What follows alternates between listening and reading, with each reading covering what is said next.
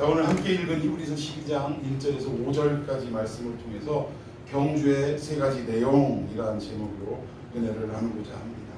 우리가 지난 11장에는 믿음의 조상들에 대해서 다는 살펴보지 못했지만 아브라함을 딱 이렇게 집어서 그의 믿음의 삶이라는 것이 자기가 온전히 믿어서 믿음이 아니라 결국 이 믿음의 모든 과정들이 하나님의 끊임없는 설득과 오래 참으심의 결과로 참으로 그가 점점 믿음이 성숙되어졌고 마침내 하나님의 그 엄한 아들을 바치려는 시험의 때에도 그는 결국 어느 정도로 성장했느냐?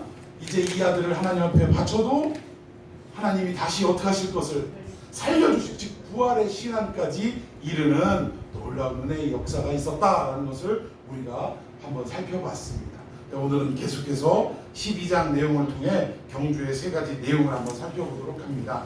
자, 우리 1절을 보니까 이렇게 시작이 됩니다. 이러므로 라는 접속사로 시작이 되고 있습니다. 자, 우리 1절 한번 다 같이 읽어봅시다. 시작. 이러므로 우리에게 구름같이 흘러간 또다한 증인들이 있으니 모든 무거운 것과 은밀히 쉬운 죄를 벗어버리고 인내로서 우리 앞에 강한 경주를 하며. 여기 이러므로라는 접속사로 시작된 이유는 뭐냐? 앞에 지금 11장의 내용을 강조하는 거예요.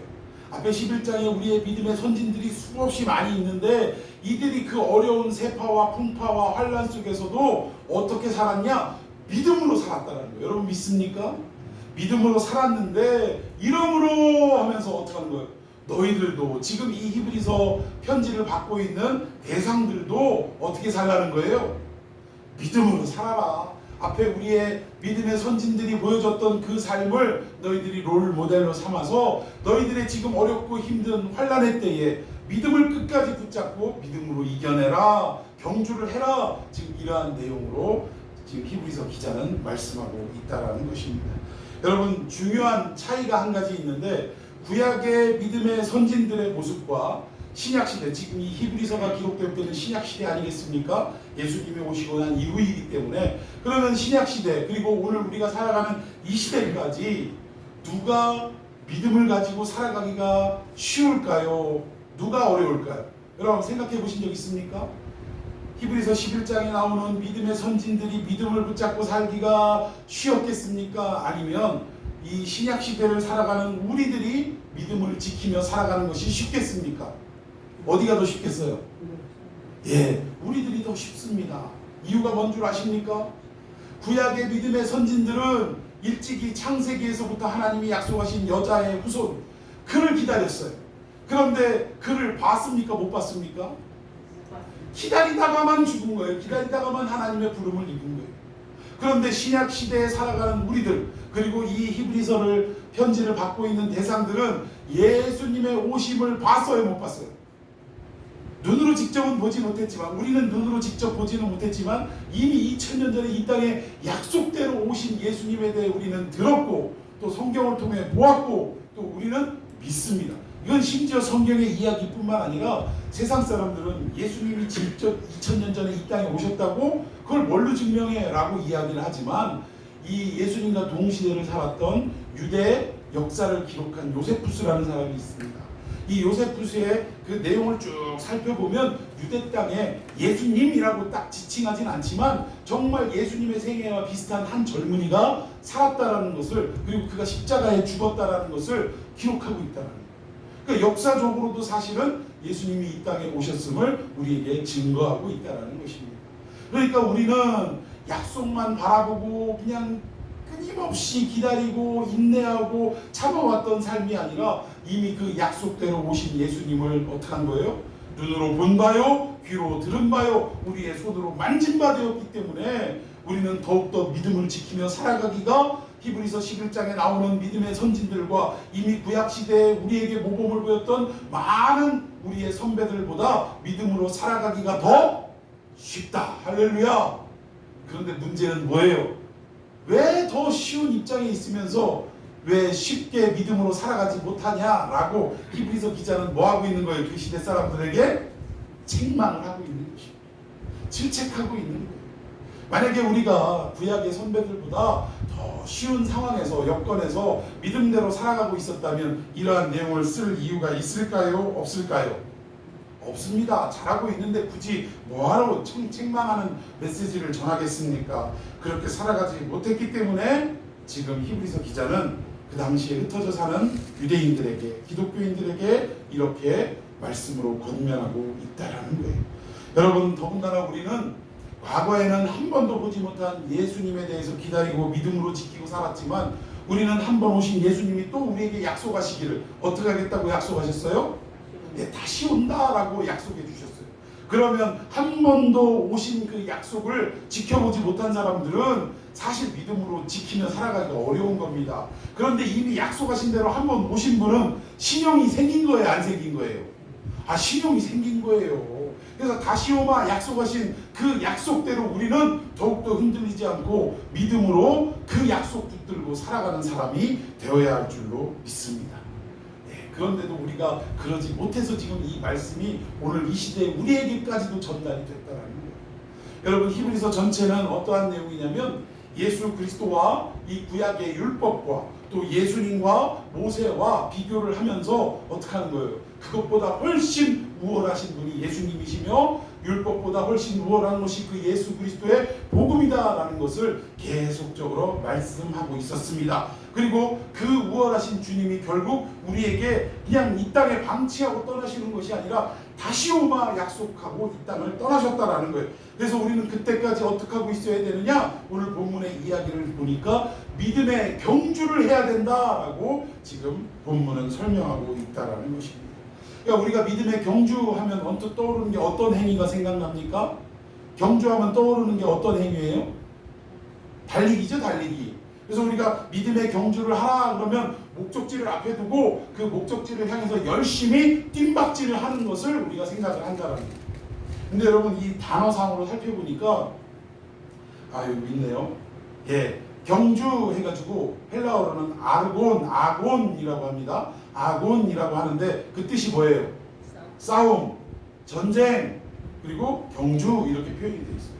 그러니까 단순하게 뜀박질하는 수준이 아니라 뭐 하는 거예요? 싸움을 하는 것이고 전쟁을 하는 것이다, 이 얘기입니다. 그러니까 우리가 믿음의 경주라라고 얘기할 때는 그저 누가 더 빨리 가나 하는 달리기가 아니라 이 땅에서 뭘 하는 거예요? 믿음의 싸움을 하는 것이고 믿음의 전쟁을 하는 것이다 라고 우리가 생각해야 한다는 것입니다. 그래서 우리가 성도들이 살아가는 모든 삶이 영적인 전쟁이다 그렇게 얘기하고 있지 않습니까? 그러니까 우리는 이 믿음으로 산다는 것이 결국 뭐예요? 영적인 전쟁을 하고 영적인 싸움을 하며 살아가는 싸움이다, 이런 삶이다 라는 것을 우리는 기억해야 할 것입니다. 자, 그러면 도대체 어떤 싸움, 어떤 경주를 우리가 이 땅에서 해야 할 것이냐? 자, 첫 번째 1절을 한번 다시 봅니다. 1절 시작. 이러므로 우리에게 구름같이 둘러싼 커다란 증인들이 있으니 모든 무거운 것과 능력이 쉬운 죄를 벗어버리고 인대로서 우리 앞에 강한 경주를 하며. 첫 번째 경주의 내용은 뭐냐? 싸움의 내용은 우리 앞에 있는 우리 모든 무거운 것과 얽매이기 쉬운 죄를 어떻게 하라? 벗으라. 여러분, 우리의 삶 속에 우리를 얽매이고 우리를 꼼짝달싹 못하도록 무겁게 짓누르는 것들이 있는데 이것들을 벗어버리는 것이 우리 믿음의 싸움의 첫 번째 단계라는 것입니다. 그러면 이것은 정답은 없어요. 정답. 도대체 우리를 무겁게 짓누르는 것이 무엇이고 우리를 올가매는 것이 무엇인가, 이것에 대한 정답은 없습니다. 왜냐? 각자 개인에게 수도 없는 모습과 모양으로 나타나기 때문에 그렇다라는 거예요. 여러분, 이 내용은 어떻게 설명을 드릴 수가 있느냐? 여러분, 하나님이 우리를 믿음의 세계 안으로 초청하고 인도하신 이유는, 여러분 생각해 보십시다. 하나님이 우리를 편한 소파나 침대에 벌러덩 누워서 편안하게 이 땅 살다가 하나님 나라로 부르시기 위해 부르셨겠습니까? 어떻게 생각하세요? 이 땅에서 잘 먹고 잘 살고 걱정 근심 하나도 없고 근심 하나도 없고 그냥 편안하게 그냥 세상 말로 뭐예요? 일일이 만보 해가면서 그런 삶을 누리다가 하나님이 때가 됐으니 이리 오라 하시려고 이 믿음의 세계로 우리를 초청하셨겠냐, 이게. 여러분, 하나님이 우리를 이 믿음의 세계로 초청하셨을 때는 어떤 이유와 목적 때문에 초청하셨냐? 아까 말씀드린 대로 결국 이 땅에 우리는 뭐하러 온 사람이냐? 싸움하러 온 사람이라, 전쟁하러 온 사람들이라는 것입니다. 하나님이 편하게 그냥 침대에 누워서 벌러덩 누워서 살아가게 하려면 우리를 애초에 부르시지도 않았다라는 거예요. 하나님이 이 믿음의 싸움을 하게 하기 위해서 하나님이 친히 우리를 전쟁터로 불러주신 줄로 믿으시기를 바랍니다. 그래서 우리는 믿음의 삶을 지킨다는 것이 결국 하루하루 말씀 따라 살아가기 위해서 수도 없는 우리의 마음속에서의 전쟁을 겪으며 살아가야 하는 삶이라는 거예요. 하나님이 이걸 위해서 부르셨는데 여기 보니까 모든이라는 단어가 나옵니다. 모든 무거운 것과 또 받으면 모든 얽매이기 쉬운 죄를 벗어버리라. 이것이 첫 번째 경주의 내용이다 라고 했는데, 여러분 우리의 삶 속에 한번 도대체 우리를 얽매이는 것, 우리가 경주해 나가는데 싸움해 나가는데 걸리적거리게 만드는 것이 과연 무엇인가 한번 생각해 보십시다. 여러분 벌써 우리가 7월 셋째 주 예배를 드리고 있습니다. 송구영신 예배를 드리고 2021년도 새롭게 출발하면서 하나님 앞에 더욱더 믿음의 삶을 살아야겠다라고 결심하고 각오하셨습니까? 안 하셨습니까? 그렇게 출발하셨죠. 그런데 지금 6개월을 지나 반년을 지나서 이제 새로운 하반기가 시작되는데, 여러분들 돌아온 이 6개월을 딱 점검해 볼 때 여러분들 내가 작정한 대로, 내가 결심한 대로 정말 묵묵히 잘 살아왔구만, 이렇게 생각하시는 분 계십니까? 아니면 내가 그토록 결심하고 각오하고 다짐했건만 지난 6개월의 삶을 돌이켜보니 너무나 아쉬움이 많고 후회도 많고 정말 결심대로 살아오지 못한 것들이 너무나 많이 있구나, 이러한 생각이 드십니까? 어떠세요? 후자가 맞죠? 우리 사람이라면, 더군다나 신앙생활하는 사람이라면 우리의 부족함을 고백하지 않을 수가 없어요. 누구도 결심한 대로 작정한 대로 온전히 살아가는 사람은 없더라는 것입니다. 그래서 우리가 아쉽고 또 이렇게 후회가 남고 이러한 생각을 다 하는데, 문제는 여기서 우리가 다시 한번 시동을 걸고 재차 도약을 하면 다행인데 이내 우리가 지쳐버리는 거예요. 그래가지고 어떻게 하느냐, 정말 여기까지 내가 하려고 수도 없이 노력해봤는데 결국은 안 되네 하면서 지레 남은 하반기를 어떻게 하는 거예요? 포기해버리는 경우가 많이 있다는 것이에요. 이건 내가 해볼래야 해볼 수가 없는 것들이야 라고 자포자기하는 현상들이 나타나더라는 것입니다. 여러분 이솝무화에 이런 얘기가 있어요. 여우가 있는데 저 높은 포도나무 꼭대기에 다 따먹고, 낮은 데는 다 따먹고, 저 높은 꼭대기에 정말 누가 봐도 탐스럽게 열린 포도 열매가 있는 거예요. 그런데 아무리 점프를 하고 또 나무를 디디면서 도약을 해봐도 닿습니까? 안 닿습니까? 닿지도 않는 거예요. 그러니까 막 아주 그냥 혓바닥이 가슴팍까지 내려올 정도로 지치도록 그렇게 노력을 했지만 안 되니까 이 여우가 궁극적으로 택한 방법이 뭐였냐면, 그 포도나무에서 돌아서면서 뭐라고 하는 거예요? 에휴, 저 포도는 분명히 신포도일 거야. 먹어봐야 맛대가리 하나도 없는 포도일 거야 하면서 그냥 떠나가더라는 거예요. 지가 먹어봤어요? 안 먹어보고 그렇게 단정을 짓더라는 것입니다. 이건 뭐냐? 세상 말로 합리화하는 거예요. 내가 저것을 먹지 못하니까 저 포도는 분명 맛대가리 없는 포도일 거야 하고 합리화시키면서 자기가 그 나무에서 점프하는 일들을 포기하는 것을 그냥 그렇게 당연한 것으로 여기도록 스스로 생각하더라는 것입니다. 여러분 우리가 올해 한 해를 시작할 때 하나님 앞에 정말 하나님, 올 한 해 하나님 예수 그리스도만 바라보고 나아가게 하여 주옵소서. 이러한 한 해가 되기를 원합니다. 주님을 바라볼 때 우리의 모든 근심과 두려움과 또 세상의 풍파와 파도는 다 잠잠하게 될 줄로 믿습니다. 이러한 각오와 결단으로 시작했는데 어느 순간인가 자꾸 베드로처럼 처음에는 예수님을 보고 뛰어들었는데, 폭풍우 치는 바다 위로 뛰어들었는데 결국 너무 폭풍과 파도와 바람이 심하다 보니까 어디를 봤어요? 바람을 보고 말았다는 거예요. 세상 바람을 보고 말았다는 것입니다. 그때 무리를 걸어왔던 베드로가 어떻게 됐어요? 빠지고 말았다. 우리의 삶이 지금 이러고 있지 않습니까? 자꾸 무리에 처음에는 예수님만 보고 시작했는데 중간에 가면 갈수록 자꾸 바람을 보니까 물속에 빠져들어가는 거예요. 이래 풍덩 저래 풍덩, 나중에는 허우적거리면서 도저히 그 파도 앞에 헤쳐나오지 못하는, 오직 누구의 손길이 아니면, 예수님의 구원의 손길이 아니면 헤쳐나오지 못하는 이러한 상황 속에 빠져있지는 않느냐. 그런데 이러한 상황 속에 있을 때 더욱더 예수여 나를 구원해 주소서 하고 붙잡고 바라봐야 하는데 어떻게 돼요? 여우처럼 아유 예수님 바라보는 것도 한계가 있지, 아유 그러다 내 눈 빠지겠어 이러면서 어때요? 그냥 주일날 나와서 그냥 열심히 하고 수요일날 나와서 열심히 하고 그냥 때 되면 나와서 열심히 하고 그러면 되지 뭐 하면서 점점 저 포도는 신포도일 거야 라고 생각했던, 그리고 자기가 돌아서는 것을 합리화했던 여우처럼 우리가 살아가고 있지는 않느냐 이 얘기입니다. 상반기를 결산하고 하반기를 벌써 시작된 이 상황 속에서 우리가 다시 한번 우리의 모양과 우리의 믿음의 형태를 한번 다시 한번 점검해 보자 이 얘기입니다. 그러니까 자기가 이르지 못할 근접한 어떠한 근접하지도 않은 이런 상황에는 비난과 투덜거림으로 아이 그걸 어떻게 해, 목사님 맨날 말씀 붙들고 살아가라는데 말씀 붙들고 살아가다가는 뭐하기 딱 좋아요, 굶어 죽기 딱 좋은데 그걸 어떻게 하라는 얘기야 하면서 점점 어떡합니까? 우리가 여우처럼 자기 스스로를 합리화하는 삶을 살아가게 되더라는 거예요. 근데 여러분 이것이 과연 우리의 실수와 연약감 때문에 이런 일들이 일어날까요? 아닙니다. 자루 속의 송곳은 언젠간 어떻게 돼요?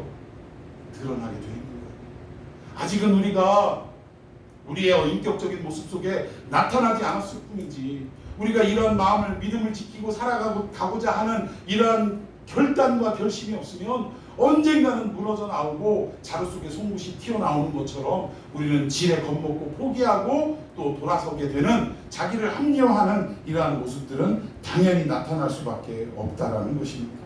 그러나 분명한 것은 오늘 히브리서 기자는 이렇게 우리를 무겁게 만들고 얽매이게 만들기 쉬운 그 무엇인가가 여러분들 각자에게 다 있을 텐데 그것이 무엇인지를 빨리 찾아내서 어떻게 하라는 거예요? 다 그것을 점검하고 고쳐나가라 이 얘기입니다. 하나님 앞에 담대하게 나올 수 있도록 자꾸 우리가 돌아서고 포기하게 만드는 그 어떠한 것들을 이미 다 제거해버리고 미리 다 제거해버리고 하나님 앞에 끝까지 나올 수 있는 그러한 삶이 될 수 있기를 히브리서 기자는 오늘 우리에게 말씀하고 있다는 거예요. 이게 믿음의 경주의 첫 번째 내용이라는 것입니다. 여러분 각자 한번 생각해 보십니까? 내가 하나님 앞에 더욱더 열심히 나오지 못하고 또 내가 믿음으로 살아가지 못하도록 자꾸 타협하고 또 세상과 손잡으려고 하는 이러한 요소들이 무엇이 있는가? 그것이 물질인가? 아니면 그것이 우리 가족 애인가? 아니면 더 나아가서 뭐예요? 우리의 친구들, 이웃들인가? 내 살아가는 삶의 패턴이 성경적 가치관이 아니라 세상적 가치관으로 가득 차서 그런 것인가? 아니면 우리의 육신적인 또는 영적인 게으름 때문에 그런 것인가? 이러한 것들을 우리가 각자 돌이켜보면서 온전한 믿음의 경주를 끝까지 해나갈 수 있도록 우리를 무겁게 만들고 얽매이기 쉬운 요소들을 다 제거하는 저와 여러분이 되기를 예수님의 이름으로 축원해 드리겠습니다. 자, 두 번째, 우리 믿음의 경주의 두 번째 원리가 뭐냐? 자, 1절 다시 한번 읽어봅시다. 1절. 예, 1절 시작. 이러므로 우리에게 구름같이 둘러싼 허다한 증인들이 있으니 모든 무거운 것과 무게이 쉬운 죄를 벗어버리고 인내로서 우리 앞에 강한 경주를 하며. 아멘. 자, 여기에서도 포인트가 경주를 해야 된다라는 데 포인트가 있는 것 같지만 사실은 거기보다 인내라는 단어에 포인트가 있습니다. 우리가 경주하되 어떻게 경주해야 되냐? 인내하며 경주해야 된다. 그럼 도대체 이 인내라는 말이 무슨 말이냐? 아래 인내, 휘포모네라고 헬라어로 제가 적어놨습니다. 내용의 뜻을 보니까 참을성이 있는 또는 인내 이렇게 해석할 수 있는데 3절에 보니까 이 인내라는 말과 어근이 같은 단어가 또 하나 나와요. 자, 3절 읽어봅시다. 시작. 너희가 행하여 낙심을 하기 위하여 죄인들이 그같이 자기에게 어약한 일을 참으신 일을 생각하라. 예, 여기에 보니까 참다라는 단어가 나옵니다. 참다라는 단어도 휘포메노 뒤에 어미만 다르고 어근은 같습니다. 그래서 원래 이게 파생된 것이 같은 단어에서 파생이 된 단어인데 이 참다라는 단어의 뜻을 보니까 남아있다, 머무르다, 지키다, 견디다 이러한 뜻을 가지고 있다라는 거예요. 여러분 이게 무슨 말이냐? 우리가 인내로서 경주한다라고 했는데 여기에 인내는 어떠한 모습을 말하느냐? 끝까지 자기 자리를 지키고 남아있는 태도가 인내인 줄로 믿으시기를 바랍니다. 하나님이 여러분들을 부르시고 여러분들에게 직분과 사명을 허락해 주셨다면 여러분들은 그 사명과 직분을 나의 천직으로 알고 나의 하나님이 주신 이 자리인 줄로 알고 그 자리를 끝까지 어떻게 해야 돼요? 지키는 자, 이러한 삶이 믿음의 경주를 하는 모습이다. 인내로서 믿음의 경주를 하는 모습이다 라고 드릴 수 있다라는 것입니다. 여러분, 우리가 믿음 생활 한다라고 수도 없이 말하지만 우리가 하나님 앞에 부여받은 그 믿음의 자리를 이탈하는 경우가 얼마나 많이 있습니까? 참 오늘도 제가 계시지 않은 분 욕하는 거 아니니까 오해하지 말고 들으시기 바랍니다. 우리가 믿음 생활할 때 여러 가지 많은 세상의 일들이 있어요. 뭐 부부싸움을 하기도 하고 또 세상에 감당할 수 없는 충격을 받기도 하고 정말 내가 정말 어떻게 표정도 짓지 못할 정도로 기가 막힌 일들을 당할 때가 수도 없이 많습니다.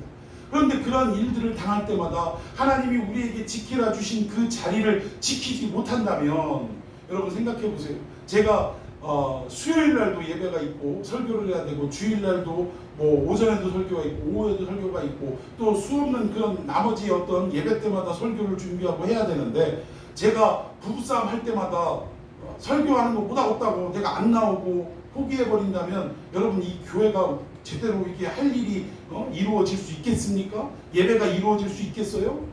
만약에 제가 부부싸움 해갖고 그 모든 사역을 내가 하나님에게 맡은 그 자리를 포기하고 그 자리를 지키지 않았다면 여러분 저는 설교를 빠져도 수도 없이 빠졌을 거예요 지금. 아니 우리가 살면 여러분 우리가 아주 그냥 인꼬부처럼 아주 그냥 맨날 웃으면서 서로 호호하면서 위해주고 사는 것 같죠?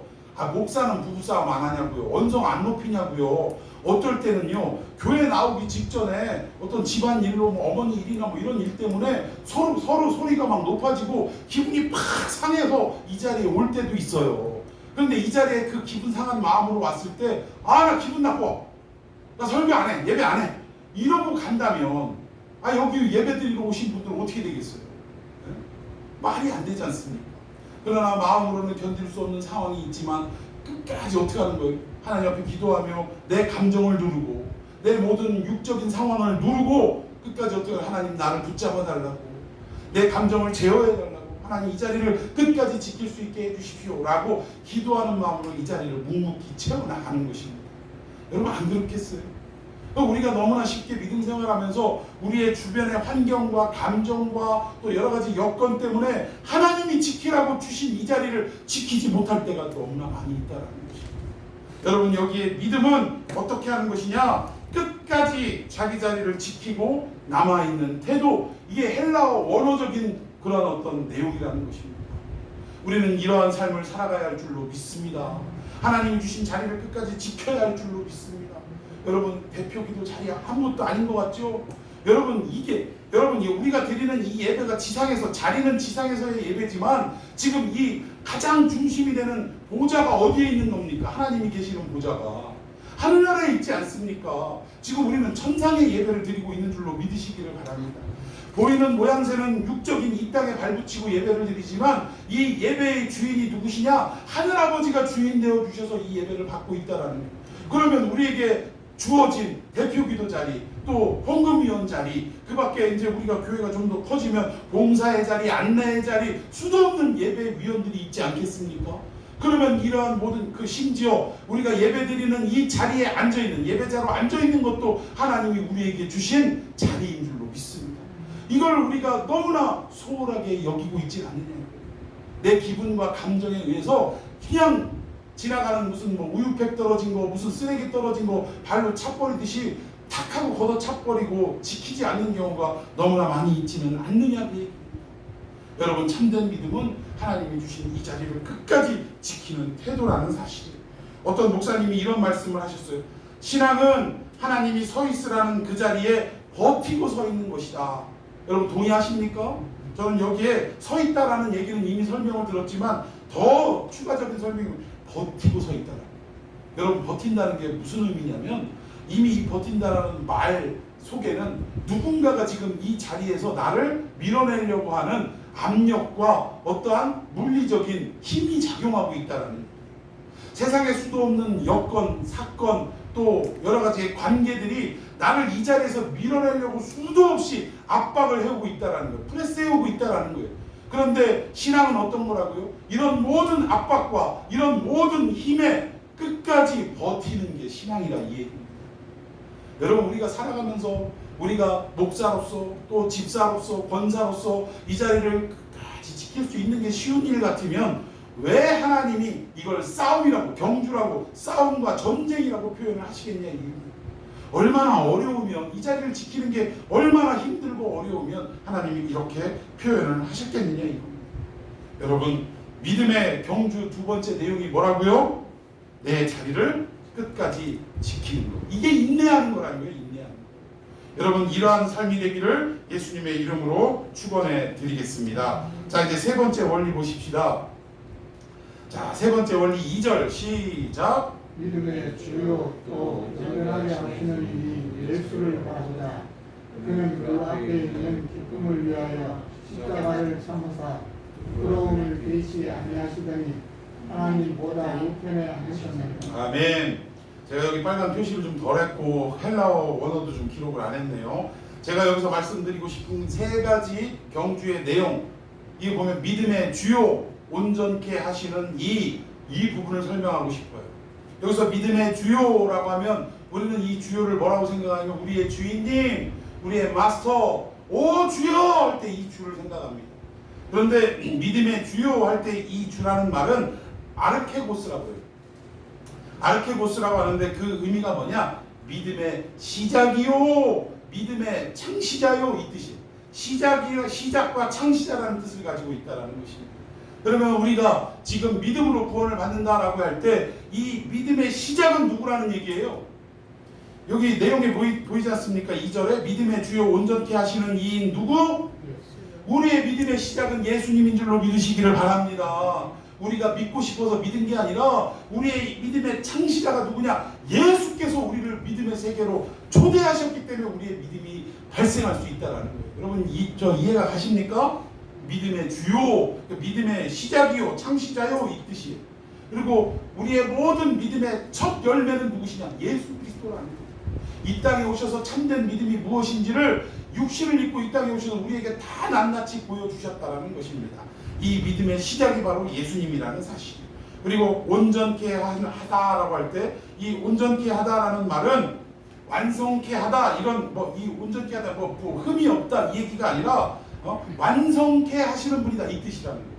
그러니까 우리의 믿음의 시작은 비록 연약하게 시작했을지 몰라도 우리의 믿음의 끝까지도 누가 다 책임지신다라는 거예요? 예수님이 시작과 동시에 마지막까지 우리에게 함께 하시며 그 믿음을 완성시킬 수 있도록 역사해 주신다, 그 얘기입니다. 우리 믿음의 경주 세 번째 내용이 바로 그 내용이에요.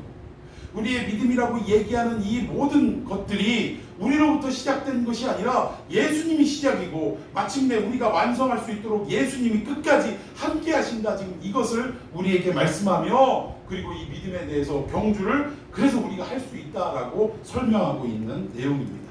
자, 그런데 여기 보니까 믿음의 시작이고 온전케 하시고 마침내 믿음의 꼬린 지점까지 들어갈 수 있도록 예수님이 함께 해주신다라고 했는데, 여기에 이 모든 내용은 결국 따지고 보면 결국 우리가 믿음의 시작과 그 온전케 되는, 완성케 되는 그때까지 우리가 어떠한 일들을 겪게 되느냐, 다른 거 아니에요. 결국 예수님을 닮아가는 삶을 살아가게 된다, 그 얘기입니다.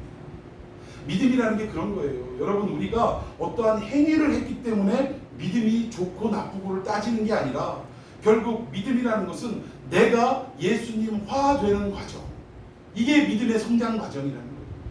여러분, 아브라함을 통해서도 지난주 설명했지만 그가 애굽에 내려갈 때까지, 기근 때문에 애굽에 내려갈 때까지만 해도 그의 인격은 예수님을 닮은 인격이 아니었어요. 하나님과 같은 성품이 아니었다라는 것입니다. 먹고 사는 문제라면 언제라도 하나님의 약속을 저버리고 애굽 땅으로 내려갈 수 있는 그런 사람이었고, 심지어 돈이 되는 일이라고 하면 누구까지도, 자기의 부인까지도 바로에게 아낌없이, 더군다나 누구 살자고, 자기 목숨 하나 부지하자고 이런 일들을 그냥 서슴없이 저지를 수 있는 사람이 아브라함이었다. 그런데 그 애굽에서의 하나님의 끊임없는 설득과 또 하나님의 은혜를 체험하고 난 뒤에 그가 13장에 와서는, 창세기 13장에 와서는 이제는 더 이상 조카 롯과 함께 있을 수 없는 여건이 될 때 그가 먼저 선택권을 조카에게 내주더라는 거예요. 여러분, 이게 뭡니까? 신앙의 성숙도예요. 그만큼 하나님의 성품을 닮아가는 모습을 아브라함의 삶 속에 우리가 찾아볼 수 있더라는 거예요. 마찬가지로 우리가 믿음의 주요 온전케 하시는 이 예수를 바라보자라고 했는데, 예수를 바라본다는 말 자체가 결국 예수님의 성품, 예수님의 인격을 우리가 닮아가자, 그 얘기입니다. 결국 이러한 삶을 살아갈 때 우리가 온전한 믿음의 경주를 살아갈 수 있다라는 거예요. 이게 참된 경주라 말씀드릴 수 있다라는 것입니다. 자, 그렇다면 이렇게 믿음의 시작이고 완성 지점인 그 예수님, 그 예수님의 모습을 닮아갔던 구약의 많은 인물들 중에서는 두 인물만 오늘 소개하고자 합니다. 지난주에도 설명드렸던 아브라함과 또 한 사람은 모세를 좀 설명을 드리고 싶어요. 지난주에 아브라함은 여러분들에게 자세히 말씀을 드렸기에 그냥 훑어가면서 설명을 드리겠습니다. 어느 날 그 갈대아 우르에서 우상단지 만들고 섬기는 집안이었던 아브라함의 집안에 하나님이란 분이 찾아오셨어요. 하나님의 찾아오심은 아브라함이 다른 인간들보다 뭔가가 나은 모습이 있어서 찾아가신 것이 아니라 하나님의 일방적인 선택이었다라는 사실입니다. 여러분 믿습니까? 그래서 우리 장로교회 5대 교리가 있는데 그 중에 하나가 하나님의 선택이 선택. 우리를 구원의 백성으로 선택하신 것, 이것은 우리가 잘해서 잘못해서 뭐 선택당할 수 있고 유기당할 수 있고 그게 아니라 하나님의 일방적인 은혜라는 사실입니다. 믿습니까? 우리가 뭐 잘난 거 하나도 없는데 하나님이 우리를 선택해 주셨다는 거예요. 아브라함도 이렇게 선택을 받고 드디어 우여곡절 끝에 하란에 머물렀지만 하란에서 아버지가 죽고 난 뒤에 하나님이 다시금 선언하셨어요. 약속의 땅으로 가라. 그래서 그는 강을 건너 마침내 가나안 땅 안으로 들어와 정착을 했지만 기근을 만나가지고 애굽에 내려갔다가 다시 올라오고 이러한 일들을 반복하고 약속의 자손을 허락해 주셨지만 그는 믿지 못하고 하갈이라는 여종을 통해서 인간적인 방법으로 하나님의 약속을 믿지 못하는 이런 불신의 모습을 보였다라는 것입니다. 그런데 이렇게 죄와 실수와 허물투성이인 아브라함을 하나님이 끝까지 사랑하셔서 그를 어떻게 하셨어요? 포기하지 않고 성실하심과 인내하심으로 그를 설득해 가시다가 마침내 창세기 22장이 왔을 때 어떤 일이 있었다고요?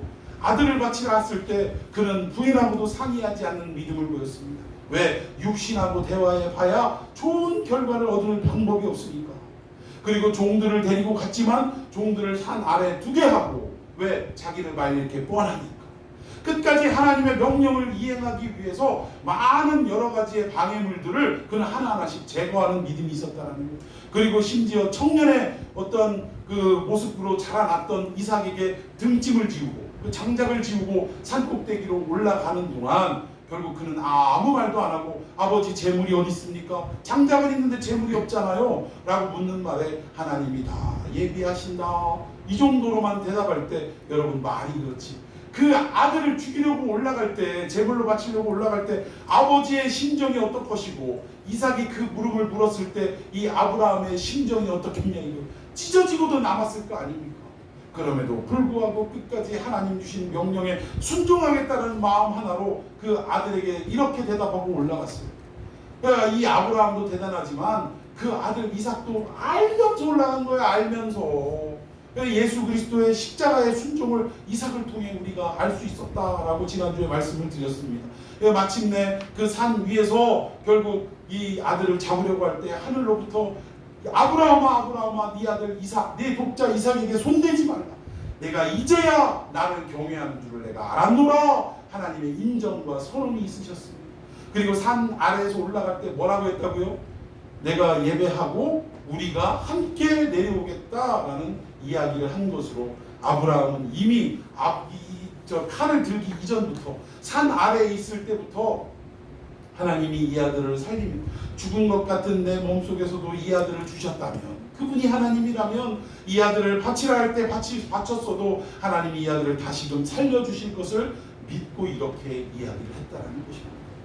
이런 놀라운 믿음의 과정, 믿음의 시작은 그냥 헌신짝처럼 약속의 땅도 저버리고 갔던 아브라함이었지만 결국 끝까지 이 믿음을 완성케 하신 분이 하나님이신 것처럼 우리의 믿음도 완성하시고 또 시작은 연약했지만 끝까지 완성하시는 분은 예수님이라는 사실을 여러분 믿으시고 삶의 어려운 일들을 당할 때마다 이 예수님을 어떻게 하라고요?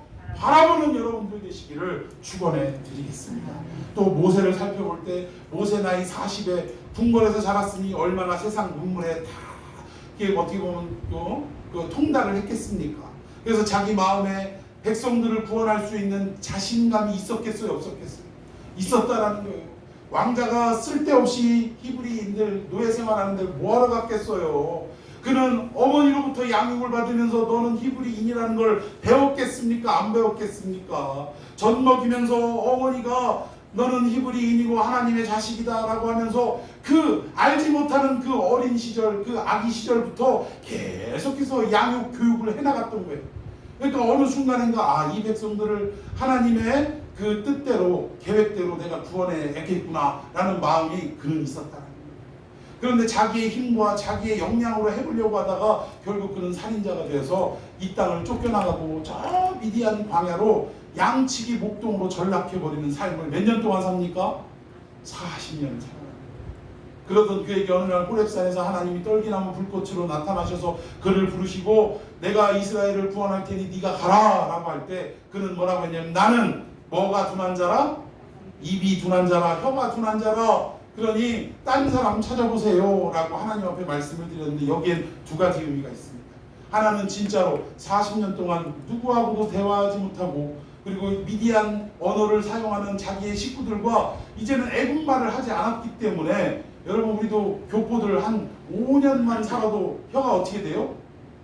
꼬부라지잖아요. 막 이 영어 막 잘하는 사람처럼 꼬부러지잖아요. 어떤 사람은 어학연수 3개월 갔다 왔다는데도 막 혀를 꼬부리더라고. 근데 아무튼 40년을 대화할 사람이 없으니 당연히 모국어에 무뎌질까요? 안 무뎌질까요? 당연히 무뎌지고요.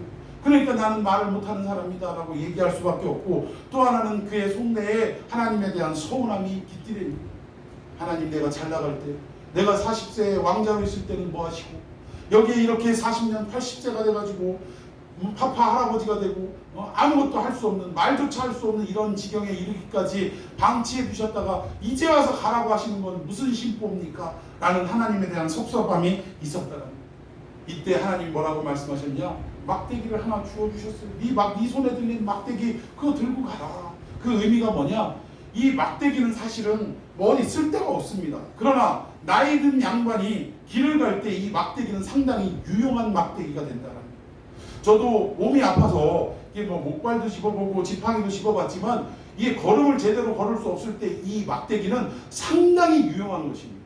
그러니까 이러한 것처럼 하나님의 손에 네가 막대기가 돼서 붙들리기만 하면 너는 애굽에 가서 두려워할 필요도 없고 내 계획대로 이스라엘 백성들을 다 온전히 구원해낼 수 있을 것이다 라는 하나님의 메시지라는 사실.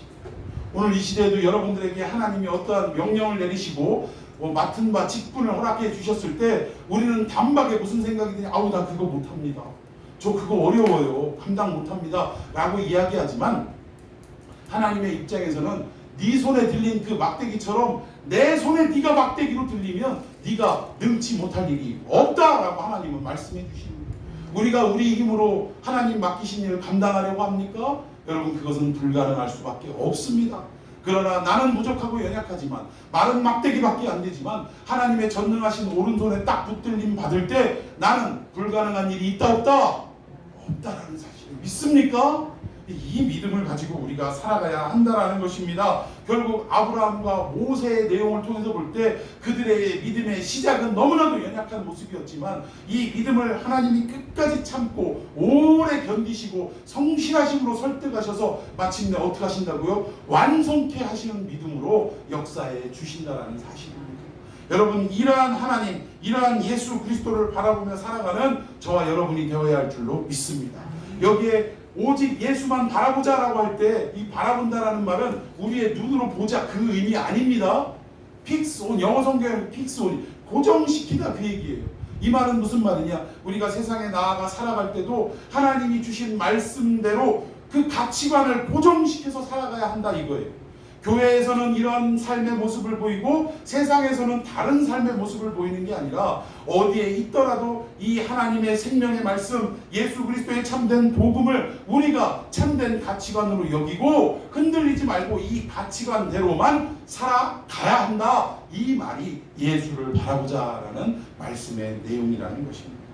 참, 근데 점점 이제 난해한 지점에 들어갑니다. 자, 2절에 보니까 예수를 바라보자까지는 알겠어요. 이제 설명 들어서. 자, 그는부터 시작합니다. 시작. 그는 그 앞에 있는 기쁨을 위하여 십자가를 참으사 부끄러움을 개의치 아니하시더니 하나님 보좌 우편에 앉으셨느니라. 예, 그는 그 앞에 있는 기쁨을 위하여 십자가를 참았다. 그리고 부끄러움을 개의치 않았다라고 지금 말씀하고 있습니다. 근데 우리가 십자가 하면 떠올리면 제일 먼저 생각나는 단어가 뭐예요? 십자가 하면 뭐부터 생각나요?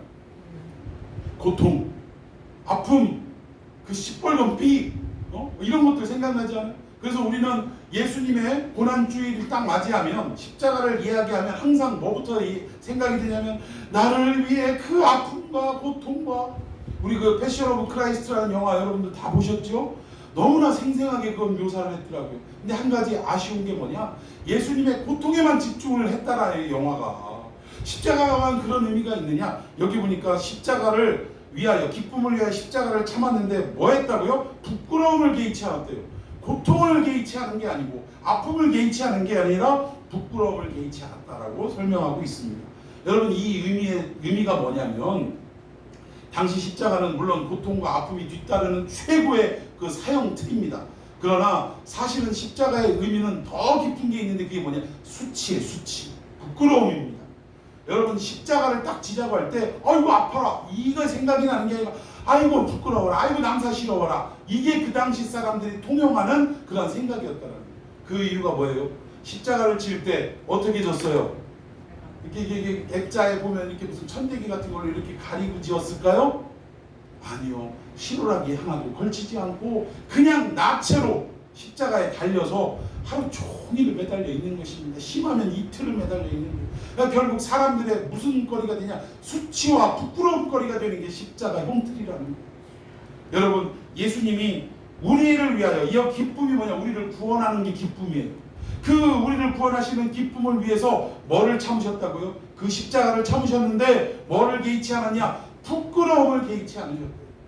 예수님이 당해야 할 그 모든 부끄러움을 다 우리를 구원하기 위해 참으셨다고 얘기입니다. 여러분, 이 얘기가 좀 더 쉽게 말하자면 이거예요. 어느 부잣집에 어떤 어머니가 그 흔히 얘기하는 그 가정도우미, 가사도우미, 식모로 들어가 살았어요. 근데 이 어머니는 항상 그렇게 어렵게 힘들게 식모 생활을 하지만 얼굴에 항상 기쁨이 넘치고 있었어요. 이유가 무엇인가 봤더니 이 주인집 아들은 돈도 많고 많은 조건이 좋은데도 이 아들은 공부를 못해가지고 대학을 지금 몇 번째 떨어지고 있는 거예요. 근데 식모살이 하는 이 어머니에게는 아들이 하나 있는데 이 아들이 어느 대학을 다녔을까요? 서울대를 다니는 거예요. 그러니까 이 그 돈 많은 사모님이 그 식모살이 하는 그 어머니에게 항상 얘기할 때 뭐라고 하냐면 너무 부러워요, 안 부러워요? 이거는 돈 쓸 대로 다 쓰고 최고의 명강의를 한다는 과외선생, 쪽집게 과외선생 붙여줘도 안 되는데 아니 저 집 아들은 환경도 안 좋은데 서울대 단박에 들어가서 지금 장학생으로 등록금까지 면제받으며 살아가고 있더라고요. 부러우니까 이 어머니한테 이렇게 얘기하는 거예요. 그냥 뭐 진심은 아니겠지만 내 아들이 저렇게 서울대 간다면 나 식모살이라도 하겠다. 여러분, 무슨 말인지 이해하세요? 예수님이 십자가를 참으셨다, 부끄러움을 참으셨다, 이 얘기는 내가 내 새끼 살리기만 한다면, 내가 이 십자가를 통해 저들을 구원하기만 한다면 이까지 부끄러움 정도 내가 생각지 않겠다. 속된 말로 뭐예요? 세상 말로 이게 뭐예요? 부끄러움을 다른 말로 하면 뭐 팔린다고 그러잖아요. 까짓거 내가 내 자식들, 내 백성들 구원하기 위해서라면 그거 팔린 거 아무렇지도 않게 생각하겠다. 예수님은 그 마음으로 십자가에 오르셨다는 사실입니다. 여러분, 이 사실을 우리가 다시 한번 생각할 때마다 어떤 마음이 떠오르냐? 도대체 내가 뭔데? 내가 도대체 나 같은 게 뭔데 예수님이 나를 이처럼 사랑하셨을까? 여러분, 그런 생각이 듭니까? 안 듭니까? 그런 생각이 들으셔야 해요. 아무런 감동도 없이 그러시면 안 되고 정말 가슴에 정말 정을 때려 박듯이 점여와야 됩니다. 예수님이 나 하나 살리자고 그 수치와 부끄러움의 십자가를 개의치 않으셨다는 겁니다. 이 사랑 앞에 우리가 어떻게 해야 돼요? 다시 한번 이 믿음을 붙들고 일어서야 할 줄로 믿습니다. 여러분, 마지막으로 여러분들 사마천이라는 사람 아시죠? 이 사마천이라는 사람이 세 가지, 마지막에 이제 형을 당하는데 세 가지를 선택하라고 그럽니다. 하나는 그냥 사형을 당하든가, 아니면 50만 전을 내고 이 사형에서 면하든가, 아니면 마지막으로 궁형을 받든가, 셋 중에 하나 선택해라 라고 했는데, 뭘 선택해요? 궁형을 선택했습니다. 궁형은 뭘 얘기하냐면 거세하는 걸 얘기해요. 거세하는 거. 남자로서 거세하는 건 최고의 부끄러움입니다. 여러분 뭐 아시죠? 예. 만약에 우리 보고 셋 중에 하나 선택하라고 해주면 우리는 궁형을 선택하지 않고 차라리 죽든지, 아니면 나를 죽이든지, 아니면 뭐 돈이 있으면 50만 전 내가 내겠다라고 선택하지 궁형을 선택하지는 않는 거예요. 그런데 가난한 사마천은 이 돈을 낼 수는 없고 그렇다고 죽을 수도 없었어요. 이유는 뭐예요? 왜 그랬느냐? 이 자기 그 선대에서 예언한 이 사기를 끝까지 완성해야 된다라는 유언이 있었기 때문에 이 사기를 끝까지 완성하기 위해서 부끄럽고 수치스럽지만 궁형을 택했다는 거예요. 여러분, 우리가 살아가는 이 삶도 그리스도인으로 살아갈 때 얼마나 부끄럽습니까? 부끄러워요, 안 부끄러워요? 아니, 이것들은 멀쩡하게 있다가 예수 믿고 교회 다닌다는 얘기만 들으면 사람을 무시하네, 함부로 대하네. 그리고 마치 뭐 이런 거 있잖아요. 사람을 툭툭 건드려보고 화냈는지 안 내는지 확인해보는 사람처럼 우리를 그렇게 자꾸 이렇게 찔러보더라는 거예요. 근데 참 이거를 그냥 묵묵히 견디자니 참 화도 나고, 그렇다고 해서 우리가 믿음으로 살지 못하고 그냥 막 있는 힘껏 소리를 지르고 그냥 화딱지 나는 대로 다 하자니 예수님 욕먹을 것 같고, 이러한 삶을 살아갈 때가 얼마나 많냐 이거예요. 그러나 오늘 비록 우리가 이 세상에서 이렇게 천대당하고 멸시당하고 심지어는 예배조차도 못 드리게 하는 이러한 현실 속에 우리가 수도 없이 처하지만 이 모든 부끄러움을 어떻게 해야 돼요? 예수 때문에 묵묵히 참는 그러한 삶이 우리에게는 있어야 할 줄로 믿습니다. 사기 하나 기록하자고 궁형을 택했다라니까요. 우리는 이거보다 더 큰 부끄러움이 있다 할지라도 예수를 위하여 묵묵히 참고 말씀 붙들고 오직 삶의 가치관을, 하나님이 우리에게 주신 말씀의 가치관을 따라 살아가는 놀라운 은혜의 역사가 우리에게 있기를 예수님의 이름으로 축원해 드리겠습니다. 자, 우리 말씀 붙들고 기도하십시다.